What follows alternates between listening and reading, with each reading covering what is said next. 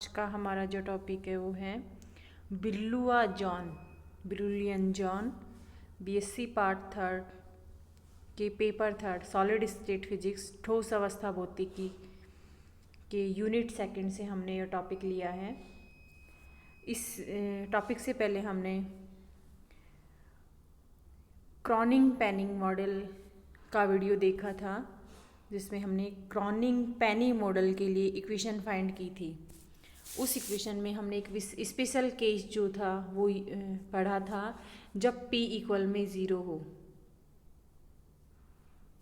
यानी उस कंडीशन में क्या होगा, कोस अल्फा a इक्वल में कोस के a होता है तथा e और k के मध्य या e और k के बीच जो वक्र हम प्राप्त करते हैं वो परवलय वक्र प्राप्त होता है। और ऊर्जा वर्णक्रम जो होता है, हमारा स्पेक्ट्रम जो होता है वो क्वेसी कंटिन्यूस होता है,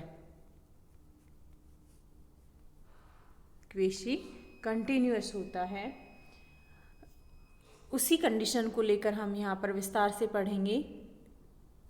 क्रॉनिंग पेनी के अनुसार यदि किसी कण की ऊर्जा E तथा K के मध्य ग्राफ, जब P इक्वल में 0 हो, K के मध्य ग्राफ खींचे तो E equal H cross square के स्क्वायर बाई 2m से एक हमें परवलय प्राप्त होता है, जहाँ पर K equal plus minus a plus minus 2 pi by a plus minus 3 pi by a and plus minus n pi by a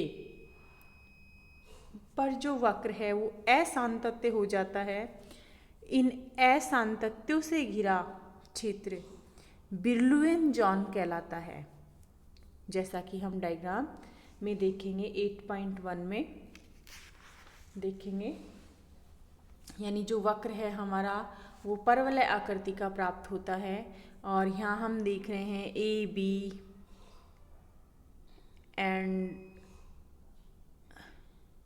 ए से डी, बी से ई, ये जो है हमारे या ओ से ई तक और इधर ओ से डी तक, या 0 to pi by A minus pi by और 0 to पाई ए के बीच में ये हमारा फर्स्ट बिरुलियन जोन है, फर्स्ट बिरुलियन जोन है। और ये ई तथा के मध्य जो हमें ग्राफ प्राप्त होता है या मध्य वक्र जो प्राप्त होता है वो परवलय आकृति का प्राप्त होता है। ये हमने वक्र देखा। अगर हम माने कि minus pi by a to pi by a K की वैल्यू इन दोनों के बीच हो, तो वक्र को में जो जोन होगा वो प्रथम बिरुलवा जोन कहलाता है। द्वितीय बिरुलवा जोन के लिए लिमिट्स जो होंगी वो होंगी -2 पाई बाई ए के और माइनस पाई बाई ए, तथा पाई बाई ए के और 2 पाई बाई ए के बीच का क्षेत्र होता है। इसी प्रकार उच्च त्रिकोटि यानी हायर ऑर्डर की बिरुलियन जॉन हम फाइंड कर सकते हैं, डिफाइन कर सकते हैं। जॉन बाउंड्री पर ऊर्जा इलेक्ट्रॉन की उस अधिकतम ऊर्जा को व्यक्त करता है जहां इलेक्ट्रॉन बिना असांतत्य के रख सकता है।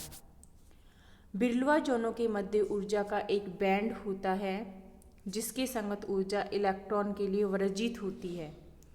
इस ऊर्जा बैंड को वर्जित ऊर्जा बैंड भी कहते हैं। 8.1 बी में रेखांकित बैंड, ये जो लाइन वाला जो बैंड दिया हुआ है इसके बीच में ये जो डॉटेड हमें जो ये लाइंस दिखा रही हैं, ये लाइंस वाला जो एरिया है ये कहलाता है वर्जित बैंड, वर्जित बैंड।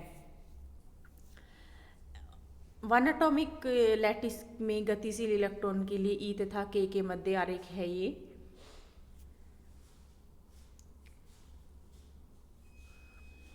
नेक्स्ट हम देखते हैं कि एक्स किरण अगर डिफ्रैक्शन पढ़ते हैं हम, उससे देखते हैं कि क्रिस्टल से एक्स किरण का उस दिशा में विवर्तन होता है जब निम्न समीकरण सेटिस्फाई हो। 2k vector dot G vector plus G square, यानी वेक्टर का स्क्वायर किया है हमने, रिजल्टेंट इसका काम मिलेंगे इक्वल 0, जहाँ पर k जो है वो प्रोपगेशन वेक्टर है तथा g क्रिस्टल का प्रतिलोमी जालक सदिश कहलाता है।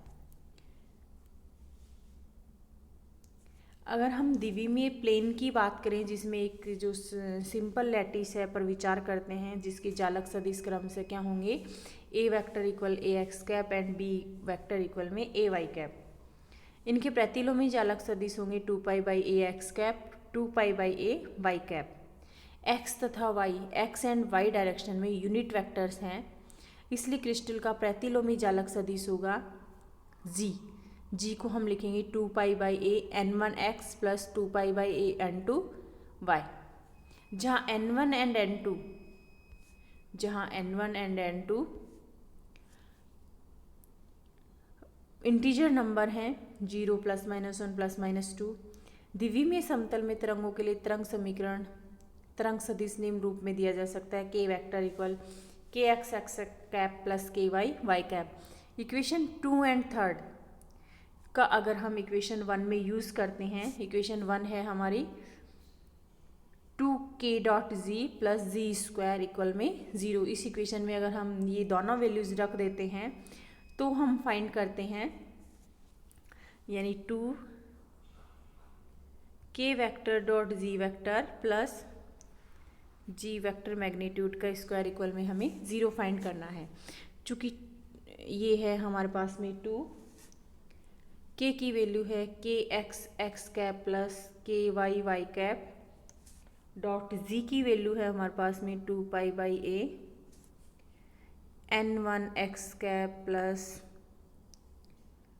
2π/a n2y cap. ये हमारे इस टर्म की हमने वैल्यू पुट कर दी 2k vector dot G vector. इसको जब हम सॉल्व करते हैं तो x कैप यानी यूनिट वेक्टर है वो 1 होगा and y cap unit vector 1 होगा। 2 × 2 4π/a कॉमन ले लेंगे हम इसमें से, and n1 plus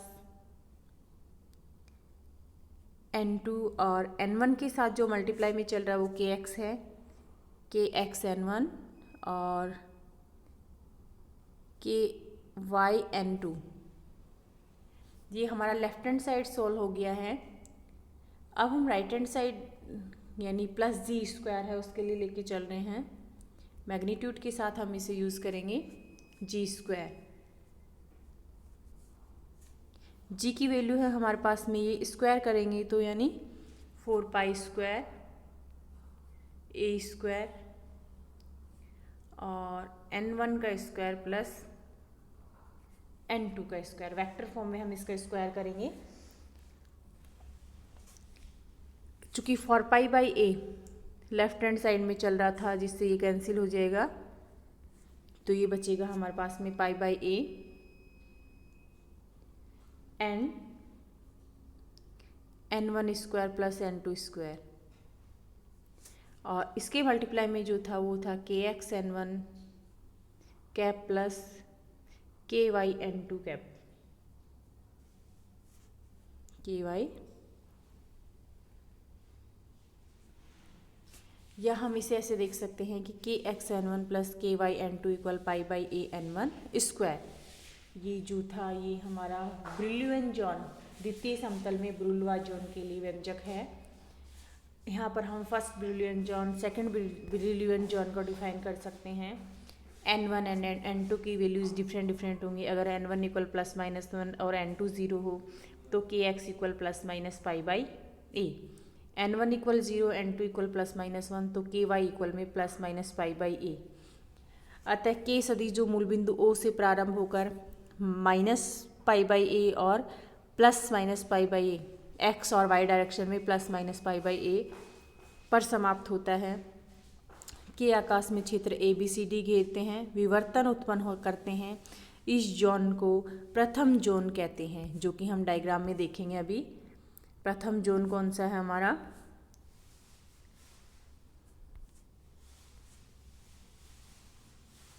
first zone हम यहाँ पर देख रहे हैं, ये हमारी kx डायरेक्शन है, kx, और यहाँ से यहाँ तक हमारी ky डायरेक्शन है, यानी जो लिमिट्स हैं हमारी kx के लिए है माइनस यहाँ तक π/2 π/a, और ky के लिए जो लिमिट है वो भी है +-π/a टू +π/a। यानी ये जो हमारा जोन है यहाँ पर ये फर्स्ट ब्रिलुएन जोन है। ये जो जोन है हमारा ये कहलाएगा first brilliant zone,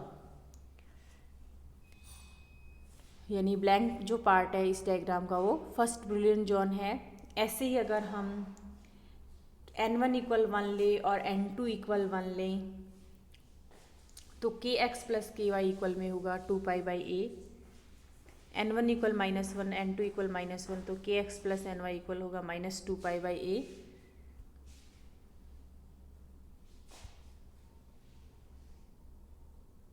n1 equal 1 n2 equal -1 तो kx minus ky equal 2π/a and n1 equal -1 and n2 equal 1 तो minus kx plus y equal 2π/a।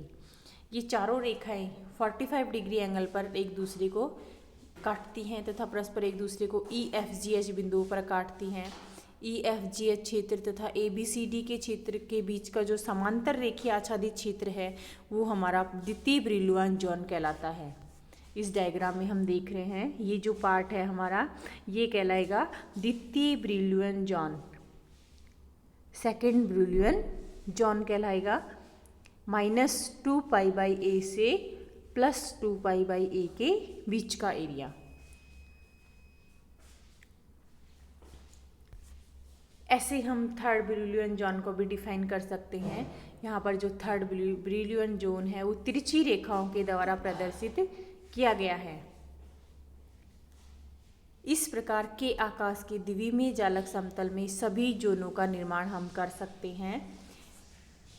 सभी जोनों का निर्माण जैसे प्रथम ब्रिलुआन जोन, द्वितीय ब्रिलुआन जोन और चतुर्थ ब्रिलुआन जोन का निर्माण हम इसमें कर सकते हैं। के आकाश के द्विमीय जालक समतल में स्थित प्रथम जोन में प्रत्येक जोन का लघुकरण कर सकते हैं। एग्जाम्पल के तौर पर हम देखना चाहें यानी जो द्वितीय जोन के लघुकरण पर विचार करें तो द्वितीय ब्रिलुआन जोन के चारों खंडों EFGH को प्रथम ब्रिलुआन जोन के मूल बिंदु O की ओर स्थानांतरित करें तो ये चारों खंड प्रथम ब्रिलुआन जोन ABCD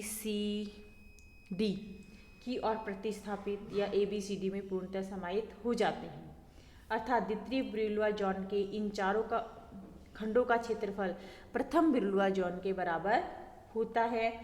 द्वितीय ब्रिलुआन जोन का यह निरूपण या प्रेजेंटेशन रिड्यूस्ड जोन रिप्रेजेंटेशन कहलाता है, जिसके आधार पर हम देख सकते हैं कि अगर हम यहाँ लें कि इस EFGH को हम अगर ABCD से प्रतिस्थापित करें या मूल बिंदु O की ओर स्थानांतरित करें तो ये ABCD का एरिया ग्रहण कर लेंगे यानी इसमें पूर्णतः समाहित हो जाएंगे, जिससे कि ये कहलाएगा रिड्यूस्ड जोन रिप्रेजेंटेशन, यानी जो एरिया EFGH का एरिया ABCD के एरिया के बराबर हो जाएगा। अब हम देखते हैं इसी से रिलेटेड कुछ टॉपिक्स हैं जो हम देखेंगे। डिफाइन ब्रिलुआन जोन, यानी असाइनमेंट के तौर पर हम टॉपिक्स लेके चलेंगे। डिफाइन ब्रिलुआन जोन, ब्रिलुआन जोन क्या होता है जिसके बारे में हमें बताना है। प्रथम ब्रिलुआन जोन की सीमाएं एवं आरेख खींचना है हमें, और बड़े क्वेश्चन में हम लेके चलते हैं